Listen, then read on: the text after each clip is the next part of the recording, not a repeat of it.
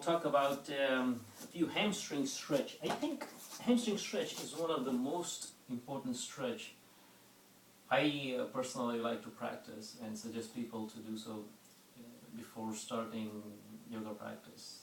They are very, very important for forward bends, of course, otherwise your spine will round. When you're doing forward bends, then you could actually hurt your spine.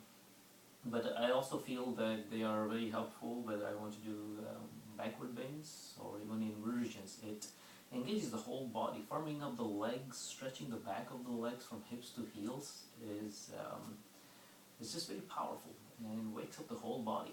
Literally engages each and every muscle in the body, especially when you do the half poses. So the couple poses which you could try in the morning are the Prasarita Padottanasana, half split forward bend, as well as Ardha Uttanasana. So I talked about this in another video, but basically you want to try and keep your hips and heels in one line. You're standing about 3.5–4 feet apart. You lift your hips up and lift your shoulders up and pull all the leg muscles, the kneecap, thighs, quads, everything upward. So the direction of the energy is you're pressing your feet down, lifting your ankles. So your outer edges of the feet should be gripped anchored into the mat. So they should not come off the floor. Press them down by lifting the ankles. You see, by rotating the ankles outward. And arch your back as much as you can.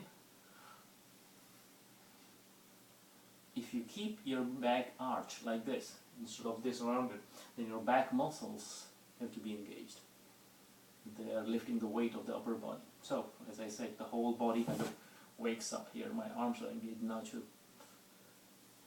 And this is a bit challenging, but depending upon your comfort, you may try this. Okay. Another one is Ardha Uttanasana. Again, our focus is hamstring stretch. Hamstrings, back of the legs, from hips to heels. You want to lengthen the area between hips and heels. Again, try and keep your hips on top of the heels. So ground, anchor, nail the front of the feet, especially the big toe, into the ground and lift your hips up. So this, when you round your back, the distance between the hips and heels have reduced. They have contracted. If I arch my back, you see how my pants, the edge of the pants is moving up. Similarly, inside, the muscles and the parts are stretching. You see this, rounded,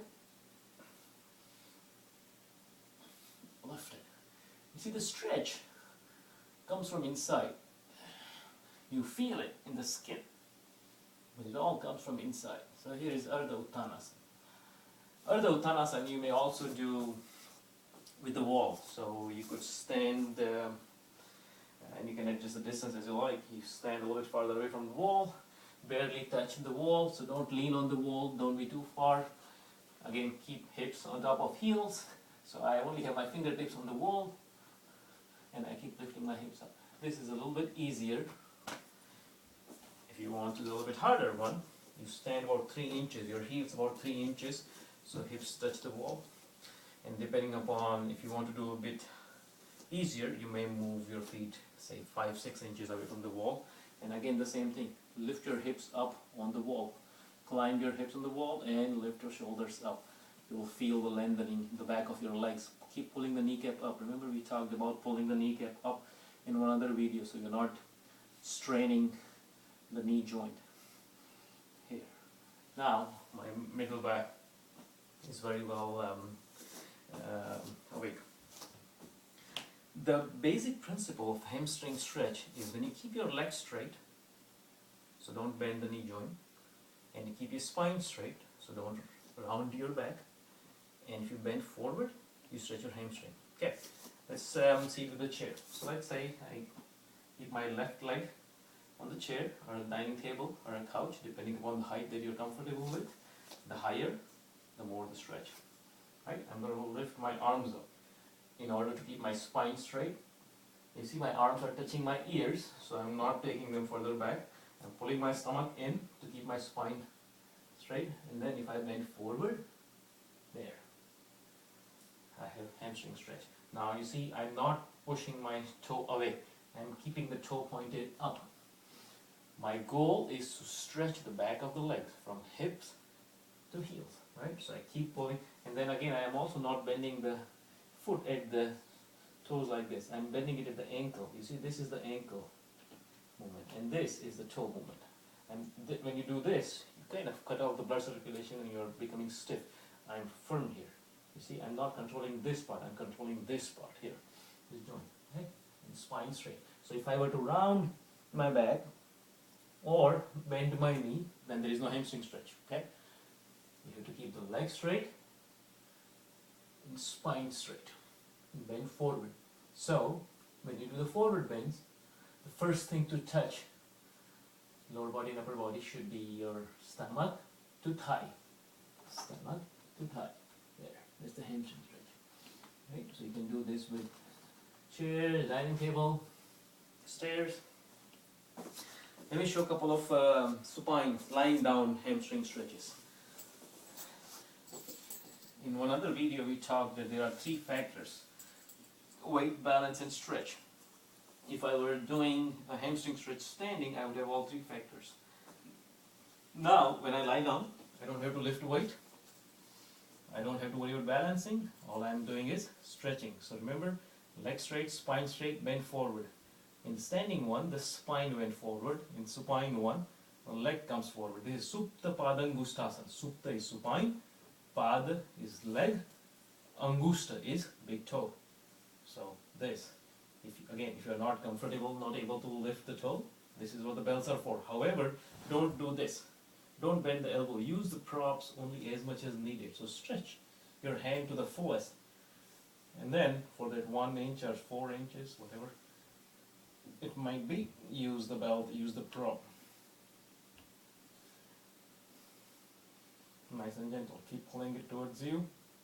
Don't round your shoulders. Push the shoulders back, lift chest up. There. The actual pose, the Supta Padangustasana, looks like this. Now you see my right leg, right toe is pointed up, so it's not dead, it's active. In each and every pose, every part of the body should be engaged. There is no yoga for thigh or yoga for stomach or yoga for arms. Yoga is for the whole body, including mind and breath. So this is Supta Padangustasana. Okay, let's try sideways. This is called Anantasana. Anant means infinite, and it's based on Lord Vishnu's posture. So there are 2 of these. I'm going to show the first one first. Now it might be better in terms of alignment to start the pose against the wall.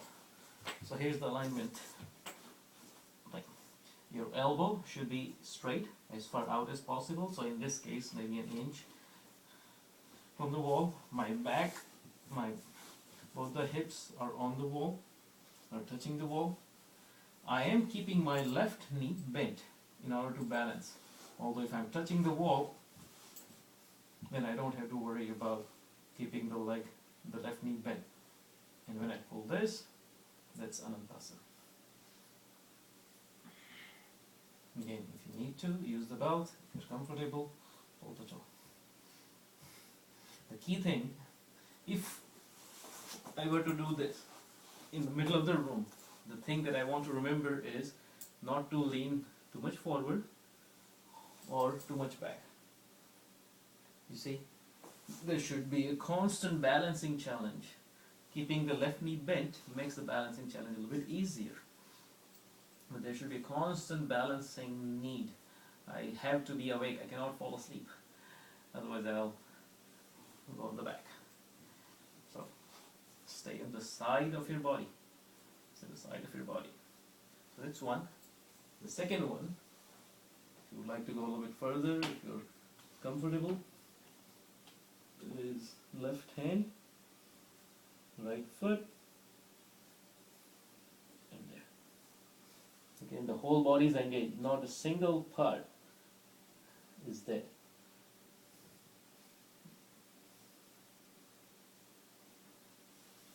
So again, as I mentioned, the hamstring stretch are really, really important no matter what poses you want to do. One other thing that helps in terms of keeping the whole body engaged is if you can push your, let's say if I'm going to stretch my right hamstring, right leg, if you can push your left foot into the wall or something. Now I can get some extra leverage by pushing this left foot into the wall and pulling my right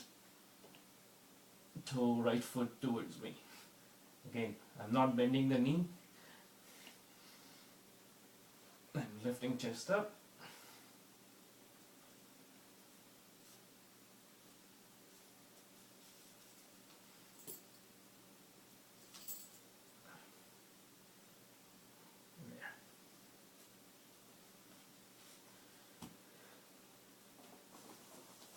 There are many sitting poses. In fact, all the sitting forward bends would have a component of hamstring stretch in them, and I think it's very important that even if you don't have enough time to practice yoga poses on a regular basis, you should still stretch your hamstrings at least every alternate day. They get tight very quickly, and our lifestyle is not conducive to keeping hamstrings loose.